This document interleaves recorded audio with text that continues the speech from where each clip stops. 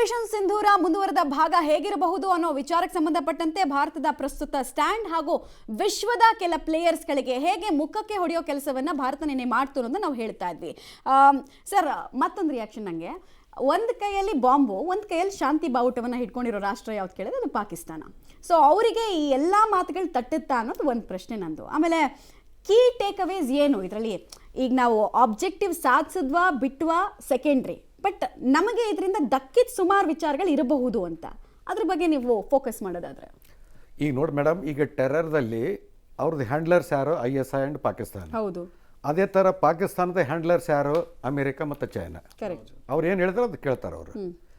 ನಮ್ಮ ಮೋದಿ ಸಾಹೇಬ್ರು ಏನು ಹೇಳ್ಬೇಕಂತ ಇದ್ರಂದ್ರೆ, ಇದು ಒಂದು ಆಪರೇಷನ್ ಸಿಂಧೂರ್ ಏನು ಪ್ಲಾನ್ ಆಗಿತ್ತಲ್ಲ, ನಮ್ದು ಪ್ರಿಸೈಸ್ಲಿ ಓನ್ಲಿ ಇಷ್ಟೇ ನಮ್ದು ಟಾರ್ಗೆಟ್. ಒಂದು 9 ಟೆರರ್ ಕ್ಯಾಂಪ್ಸ್ ಏನು ಏಮಿಟ್ಟಿವಲ್ಲ, ಇಷ್ಟು ಅಟ್ಯಾಕ್ ಮಾಡಿದ ನಂತರ ಇಮಿಡಿಯೇಟ್ಲಿ ಟ್ರಂಪ್ ಜೊತೆಗೆ ಮಾತಾಡಬೇಕಾಗಿತ್ತು. ನಮ್ದು ಟಾರ್ಗೆಟ್ ಗುರಿ ಏನಿತ್ತು, ಟಿಟ್ ಫಾರ್ ಟ್ಯಾಟ್ ನಾವು ಮಾಡಿದ್ವಿ. ಫರ್ದರ್ ಏನಪ್ಪ ಅಂದ್ರೆ ನೀವು ಕಂಟ್ರೋಲ್ ಮಾಡ್ರಿ, ಎಸ್ಕಲೇಟ್ ಆದರೆ then you don't come back to me. ಯಾಕಂದ್ರೆ ನಾವು ಏನಂತಂದ್ರೆ ಒಂದು ಸ್ಟ್ಯಾಂಡರ್ಡ್ ಸೆಟ್ ಮಾಡಿದ್ವಿ, ಒಂದು ಎಷ್ಟು ವೇಟ್ ಅಂಡ್ ಮೆಜರ್ದಲ್ಲಿ ಕ್ಯಾಲಿಬ್ರೇಟೆಡ್ ಅಟ್ಯಾಕ್ ಮಾಡ್ಬೇಕಂತ ನಾವು ಪ್ಲಾನ್ ಮಾಡಿದ್ವಿ, ನಾವು ಎಕ್ಸಿಕ್ಯೂಟ್ ಮಾಡಿದ್ವಿ. ನಾವು it is in your hands. Pakistan ಏನಪ್ಪ ಅಂದ್ರೆ they should not let loose ಅಂತ. ಈ ಥರ ಏನಾದರೂ ಕಂಡೀಷನ್ ಇಟ್ಟು ಫರ್ದರ್ ಎಸ್ಕಲೇಟ್ ಆಗಿದ್ದಿಲ್ಲ ಅಂದ್ರೆ ಅವ್ರದ್ದು ಏರ್ ಬೇಸಸ್ ಉಳ್ಕೊಂತಿದ್ದು, ನಮ್ಮ ಹತ್ರ ಡ್ರೋನ್ಸ್ ಬರ್ತಿದ್ದಲ್ಲ, ಇದೆಲ್ಲ ಆಗ್ತಿತ್ತು. ಈಗ ಏನಂತಂದ್ರೆ, ಈಗ 2-3 ದಿವಸ ಟು ಆ್ಯಂಡ್ ಫ್ರೋ ಒಂದು ಆಕ್ಷನ್ ಏನಾಗಿದೆ, ಅದರಲ್ಲಿ ನಮ್ಮದು ಸ್ಟ್ರಾಂಗ್ ಏನಪ್ಪ ಅಂದ್ರೆ ಅಪ್ಪರ್ ಹ್ಯಾಂಡ್ ಇದ್ದು ಎಲ್ಲ ಏನಂತಂದ್ರೆ missile system, air defence system, air crafts capability ಎಲ್ಲ ಬ್ಯಾಟಲ್ ಟೆಸ್ಟೆಡ್ ಆಗಿದ್ದು. ನಾವೇನು ತಿಳ್ಕೊಂಡಿದ್ವಿ ಅದಕ್ಕೇನು 10% 10 ಟೈಮ್ಸ್ ನಮ್ಗೆ ಕಾನ್ಫಿಡೆನ್ಸ್ ಬಂದಿತ್ತು. ಇಂಥ ಟೈಮ್ದಲ್ಲಿ ಈಗ ಗೆಲ್ತಕ್ಕಂಥ ಈ ಸಂದರ್ಭದಲ್ಲಿ ವಿಡ್ರಾ ಮಾಡೋದು ಸ್ಟ್ರಾಟಜಿಕಲ್ ಬ್ಲಂಡರ್. ಈಗ ಆಯ್ತು ಬಿಡು, ಏನು ತಪ್ಪಾಯ್ತು ಆಯ್ತು, ಇನ್ನು ಮುಂದೆ ಇದು ಕಂಟಿನ್ಯೂ ಆಗೋದಿಲ್ಲ ಎಂಬುದು ಏನು ಗ್ಯಾರಂಟಿ ಇದೆ? ಓಕೆ ಮನೋಜ್ ಸರ್, ಈಗ ಪಾಕಿಸ್ತಾನ ಒಂದು ಕಡೆ ಕದನ ವಿರಾಮ ಘೋಷಣೆ ಮಾಡಿ ಅಂಥೇಳಿ ಕಾಲು ಹಿಡ್ಕೊಳ್ಳೋಕೆ ಹೋಗುತ್ತೆ, ಮತ್ತೊಂದು ಕಡೆ ಅದೇನೇ ಕದನ ನಿಯಮವನ್ನು ಉಲ್ಲಂಘಿಸುವಂತಹ ಕೆಲಸವನ್ನು ಮಾಡ್ತಾ ಇದೆ. ಈ ಡಬಲ್ ಸ್ಟ್ಯಾಂಡರ್ಡ್ ಬಗ್ಗೆ ಏನು ಹೇಳ್ತೀರಿ ಅಂತ ಹೇಳಿ? ನಾನು ಅದು ಡಬಲ್ ಸ್ಟ್ಯಾಂಡರ್ಡ್ ಹೇಳುವುದಿಲ್ಲ, ಆ ರಾಷ್ಟ್ರನೇ ಹಾಗೆ ಇದೆ. ಹೌದು, ಅದರದ್ದು ಡಿಸೀವ್ ಮಾಡೋದು ಅವ್ರದ್ದು ಒಂದು the main aim or the main character of that state is to deceive people. ಮತ್ತು political command is not there over their services. With ವಿರಾಮ ಆಗಿದ್ದ ಆ DGMO ಅವರು ನಿನ್ನೆ ನಮ್ಮ ಪ್ರಧಾನಿಯವರು ಹೇಳಿದ್ರು, ಅವ್ರದ್ದು DGMO ನಮ್ಗೆ ಫೋನ್ ಮಾಡಿದ್ರು. ಈಗ PM ಈ ಮೆಸೇಜ್ ಅಲ್ಲಿ ಹೇಳಿದ್ರಂದ್ರೆ ಅದು ಸತ್ಯ. Because without proof PM would say this in the message. If his DGMO had come begging ನಮ್ಮ ಹತ್ರ, ಹಾಗಾದ್ರೆ I think the messages might not have gone throughout their borders. And people might have, and either late night after ceasefire they had sent these drones. These are cheap drones. Songar drones are, if you ask me, the normal drones which you people use for shooting and all. It's just a 5-kilometer range drone bought at a cost of 8 to 10 lakh rupees, and they are easily expendable. So everyone at the border might have been stocked up with these drones, and without knowing, because there's no command control. Everyone at his own outpost is thinking that he is the general and he is the terrorist owner. ಅದಕ್ಕಾಗಿ ಅವರು ಉಲ್ಲಂಘನೆ ಮಾಡಿರಬಹುದು. ಆದ್ರೆ we were talking about objectives. Objective ಏನಿತ್ತು ನಮ್ದು? ಈಗ I think Mohanji rightly said, our objective was to destroy, decimate these 9 terror hubs, and the 2 places which Pakistan would have never dreamt, that was Bahawalpur and Muridke. Muridke 26/11 Bombay attack alli, that was the main training camp. Muridke, they might have never dreamt in their imagination ki Bahawalpur and Muridke would be attacked by the Indian forces. So after this our objective was met. So if you now coming secondly it was a reaction to what they tried to do in the very evening of after our attack on these places. So I think after meeting an objectives, prolonging objectives can be met in 1 day, 15 days, 1 month. After meeting an objective for which attack is planned, we don't continue with it. Sir, ನಿಮಗೆ ಎರಡನೇ ಪ್ರಶ್ನೆ ಕೇಳ್ತೀನಿ ನಾನು ಮತ್ತೆ.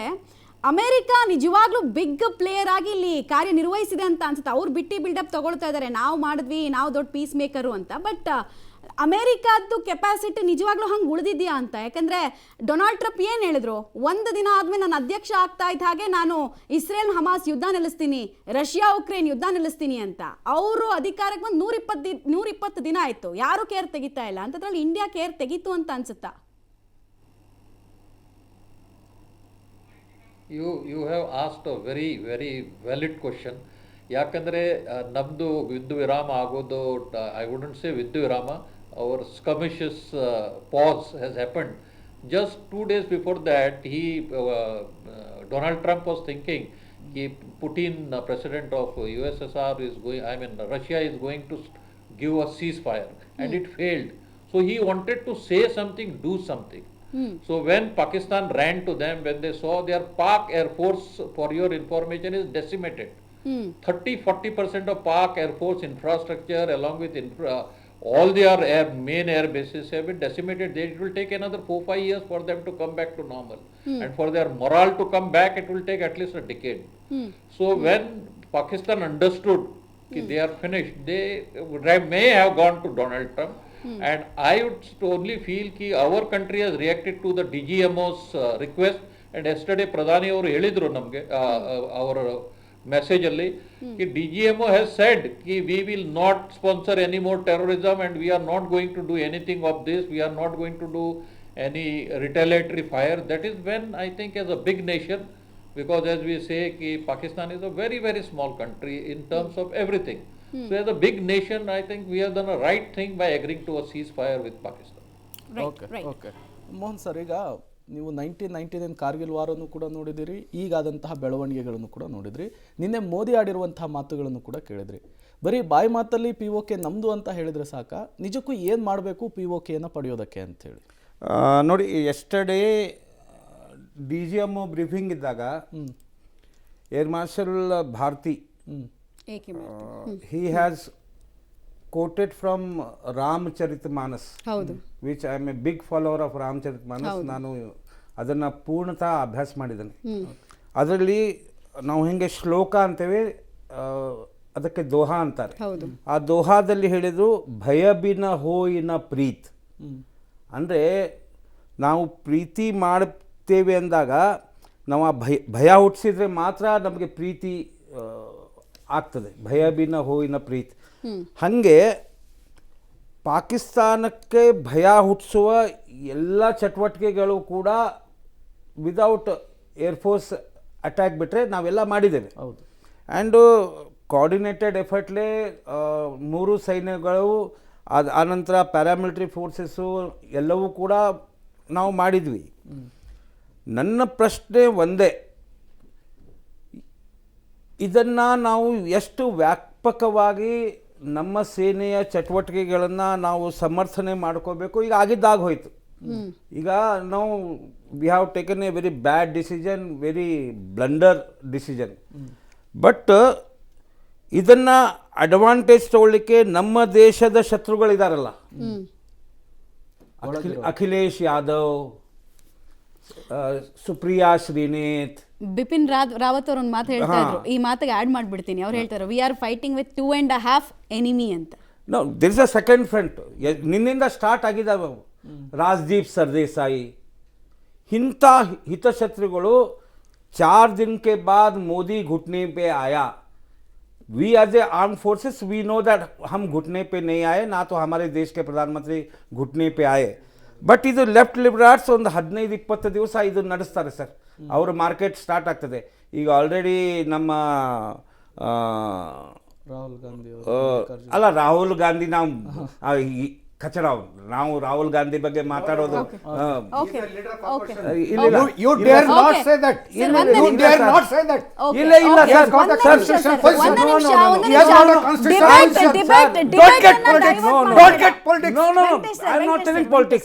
But the way he has approached, no, he is asking for political. I want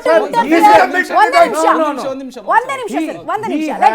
Let us maintain the decorum. ನಾವು maintain ಮಾಡ್ತಾ ಇರುವಂತಹ ವಿಚಾರ, ಮಾತಾಡ್ತಾ ಇರುವಂತಹ ವಿಚಾರ, ಇವ್ರು ಏನ್ ಮಾತಾಡ್ತಾರಲ್ಲ ಈಗ, that will weaken the moral of the, I am sorry if you get hurt, but ಇವ್ರೇನ್ ಸ್ಟೇಟ್ಮೆಂಟ್ಸ್ ಕೊಡ್ತಾರೆ, ಇವ್ರೇನ್ ಮಾತಾಡ್ತಾರೆ, it gets demoralised. I take that armed point, ಫೋರ್ಸಸ್ಗೆ ಡಿಮೊರಲೈಸೇಷನ್ ಮಾಡ್ಲಿಕ್ಕೆ Okay. ಇವರನ್ನ ನಾವು ತಡಿಬೇಕು. ಅದಕ್ಕೆ ನಾವು ಹೆಂಗೆ ಸೋಷಿಯಲ್ ಮೀಡಿಯಾದಲ್ಲಿ ಕೌಂಟರ್ ಮಾಡಿ. ರೈಟ್.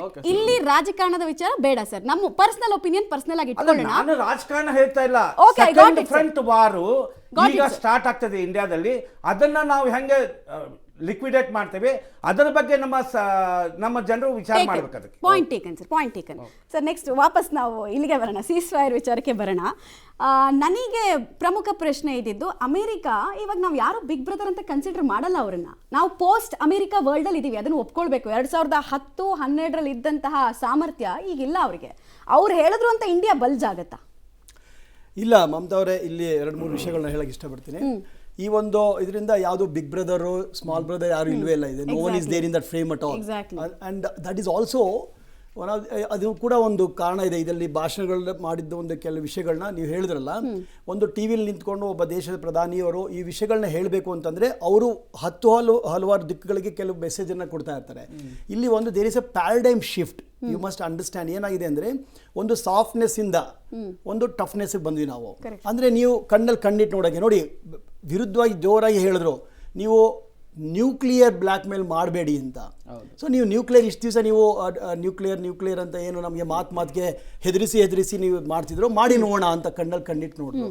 ಈ 4 ದಿನದಲ್ಲಿ ಅವ್ರು ಏನು ಮಾಡೋಕ್ಕಾಗಲಿಲ್ಲ, ಅಥವಾ ಇನ್ನೊಂದು 10 ದಿನ ಹೋಗಿದ್ರು, ಅವ್ರು ಮಾಡ್ತಿದ್ರು ಬಿಡ್ತಿದ್ರು, ಬೇರೆ ವಿಷಯ. ಅದರಿಂದ ಅವ್ರಿಗೆ ಹೇಳಿದ್ದಾಯ್ತು, ನ್ಯೂಕ್ಲಿಯರ್ ವಾರ್ಫೇರ್ ಮಾಡೋದಾದ್ರೆ ನೀವು ಮಾಡಿ ಪರವಾಗಿಲ್ಲ, but terrorism this is not the ಇದು ಈ ಯುಗ ಯುದ್ಧದ ಯುಗನೂ ಅಲ್ಲ, ಹಾಗೆ ಭಯೋತ್ಪಾದನೆ ಯುಗನೂ ಅಲ್ಲ ಅಂತ ಹೇಳಿದ್ರು. ಸೊ ಕೆಲವು ಮೆಸೇಜನ್ನು ಕ್ಲಿಯರ್ ಆಗಿ ಹೇಳ್ತಾ ಇದ್ದಾರೆ. ಇದು ಶಿಫ್ಟ್ ಇನ್ ಪಾಲಿಸಿ. ನಾವು ಎಷ್ಟು ಸಾಫ್ಟ್ ಇದ್ವಿ ಒಂದು ಕಾಲದಲ್ಲಿ, ಈಗ ಎಷ್ಟಿದೆ ಅಂತ. ಎರಡನೇದಾಗಿ ತುಂಬ ಮುಖ್ಯವಾಗಿರೋದು ಏನು ತಗೋಬೇಕು ಅನ್ನೋದನ್ನ ಹೇಳ್ತೀನಿ ಅಂತಂದರೆ, ನಾನು 30 ವರ್ಷ ಇದ್ದು, ಇವರೆಲ್ಲ 20-30 ವರ್ಷ ಆರ್ಮಿಲಿ ಸರ್ವಿಸಲ್ಲಿ ಇದ್ದು, ನಮ್ಗಳಿಗೆ ಗೊತ್ತಿದೆ ಅದೆಲ್ಲ ಏನೇನು ಅಂತ. ಈಗ ಬ್ರಹ್ಮೋಸ್ ಕ್ರೂಸ್ ಮಿಸೈಲ್ ಈಗ ಎಲ್ಲರಿಗೂ ಗೊತ್ತಿರೋ ವಿಷಯನೇ. ಸೊ ನಾವು ಹೇಳಬಹುದು ಅದಕ್ಕಿರೋ ಶಕ್ತಿ ಎಂಥ ಶಕ್ತಿಶಾಲಿ ಇದೆ ಅದು. ಈಗ ಅದರ ಒಂದು ಎಫೆಕ್ಟ್ ನೋಡಿದ್ಮೇಲೆ ಎಷ್ಟೋ ಜನನ ಅದು ಕೇಳ್ತಾ ಇದ್ದಾರೆ, ಹೇಗೆ ಮಾಡಿದ್ರಿ ನೀವು ಅಂತ. ಇದು ಒಂದು ನಮ್ಮ ದೇಶದಲ್ಲಿ ಬೆಳೆದಿರೋವಂಥದ್ದು. ಇದು ವಾರ್ ಟೆಸ್ಟೆಡ್ ವೆಪನ್ ಮತ್ತೆ ಸ್ವದೇಶಿ ನಿರ್ಮಿತ ಅನ್ನೋ ಕಾನ್ಸೆಪ್ಟ್, ಮೇಡ್ ಇನ್ ಇಂಡಿಯಾ ಅನ್ನೋ ಒಂದು ಏನಿದೆ ಕಾನ್ಸೆಪ್ಟು, ಅದರಲ್ಲಿ ಎಷ್ಟೋ ಬೆಳೀತಿದೆ. ಹಾಗಂದ್ರೆ ನೀವು ಈ ಬಿಗ್ ಬ್ರದರ್ ಇನ್ ಯಾರು ಇರಲ್ಲ. ಯಾಕಂದ್ರೆ ಮೊದಲೇ ಯಾಕೆ ಬಿಗ್ ಬ್ರದರ್ ಅಂತಿದ್ವಿ ಅಂದ್ರೆ, ನಮಗೆ ಸ್ವಶಕ್ತಿ ಇರಲಿಲ್ಲ, ವೀಕ್ನೆಸ್ ಇತ್ತು ನಮಗೆ. ನಾವು ಬಡವರಾಗಿದ್ವಿ ಅಂದ್ಕೊಳ್ಳಿ, ಯಾಕಂದ್ರೆ ಇಂಡಿಪೆಂಡೆನ್ಸ್ ಆದ್ಮೇಲೆ ಎಷ್ಟೊಂದು ನಮಗೆ ಚಾಲೆಂಜಸ್ ಇತ್ತು. ಆಮೇಲೆ ಬಡತನ ಇತ್ತು, ಆಹಾರಕ್ಕೆ ಇರಲಿಲ್ಲ, ಒಳ್ಳೆ ಬರ ಆಗೋಗಿತ್ತು ನಮಗೆ. ಅದು ಏನಿತ್ತು ಪಾಪ ಅವರೆಲ್ಲ ಆಗಿನ ಕಾಲದಲ್ಲಿ ಏನು ಬೇಕೋ ಮಾಡ್ಕೊಂಬಂದ್ರು. ಈ ಒಂದು ಸ್ಥಿತಿಲಿ ನಾವು ಅವೆಲ್ಲ ಒಂದು ಕ್ಲಿಯರ್ ಆಗಿರೋ ಸ್ಥಿತಿನಲ್ಲಿ ಹೈ ಟೆಕ್ನಾಲಜಿ ಅಡಾಪ್ಟ್ ಮಾಡಿಕೊಂಡು ಒಂದು ಶಕ್ತಿಶಾಲಿಯಾದ ಒಂದು ದೇಶವಾಗಿ ನಿಂತ್ಕೋತಾ ಇದ್ದೀವಿ. ಆ ಒಂದು ಇದ್ರಲ್ಲಿ ನೋಡಿ, ಬೇರೆ ದೇಶಗಳು ಈಗ ನನ್ಗೆ ಗೊತ್ತಿರೋ ಮಾಡಿ ಆಫ್ರಿಕನ್ ಕಂಟ್ರೀಸ್ ಎಲ್ಲ ಕೇಳ್ತಾ ಇದ್ದಾರೆ. ಆಮೇಲೆ ಐ ಆಮ್ ಆಲ್ಸೋ ಶ್ಯೂರ್, ಈಗ ನೀವು ನೋಡಿದಲ್ಲ ಉಪಗ್ರಹ ಇದು ಮಾಡೋದ್ರಲ್ಲಿ ಇನ್ನು ದೊಡ್ಡ ಕಂಟ್ರೀಸ್ ಕೂಡ ನಮ್ಮ ದೇಶಕ್ಕೆ ಬಂದು ಉಪಗ್ರಹನ ಇದಕ್ಕೆ ಸ್ಪೇಸಿಗೆ ಕಳಿಸ್ತಾರೆ. ಸೊ ಈ ಒಂದು ಟೆಕ್ನಾಲಜಿ ಇತ್ತು. ಲಾಸ್ಟ್ ಒಂದು ಹೇಳ್ತೀನಿ ಕೇಳಿ, ಅದು ಬಿಗ್ ಬ್ರದರ್ ಅಂತ ಹೇಳಿದಲ್ಲ, ಅದಕ್ಕೆ ಇನ್ನೊಂದು ಅವ್ರೆ ಕ್ಲಿಯರ್ ಆಗಿ ಒಂದು ಹೇಳಿದ್ರು, ಇದು ದೇಶದ ಪ್ರಧಾನಮಂತ್ರಿ ಒಂದು ಸಿಂಬಾಲಿಕ್ ಅಷ್ಟೇ. ಅವರು ದೇಶದ ಒಂದು ಇದನ್ನು ಹೇಳ್ತಾ ಇದ್ದಾರೆ ಎಲ್ಲ ಪ್ರತಿಯೊಂದಕ್ಕೂ. ಅವ್ರೇನು ಹೇಳಿದ್ರು, terror and talk will never go together ಅಂತಂದ್ರೆ, ಮಾತು ಮತ್ತೆ ಟೆರರು ನೀವು ಮಾಡ್ತಿದ್ರೆ ಇದು ನಡೆಯಲ್ಲ ಅಂತ ಹೇಳಿದ್ರು. ಅದರಿಂದ ನೀವು ಏನಿದ್ರೆ ಮಾಡ್ಕೊಳಪ್ಪ ಅಂತಂದ್ರು. ಟೆರರ್ ಅಂಡ್ ಟ್ರೇಡ್, ಒಂದು ನಿಮಿಷ, ಟೆರರ್ ಅಂಡ್ ಟ್ರೇಡ್ ಅದು ಕೂಡ ಒಟ್ಟಿಗೆ ಹೋಗಲ್ಲ ಅಂದ್ರು. ನೀನ್ ನನ್ನ ಹತ್ರ ತಗೊಳ್ತೀಯೋ ಬಿಡ್ತೀಯೋ ಪರವಾಗಿಲ್ಲ, ನಾವು ನಮ್ಮ ಕಾಲ ಮೇಲೆ ನಿಂತಿದೀವಿ, ಅದೇನಾರ ಮಾಡ್ಕೊಂಡು.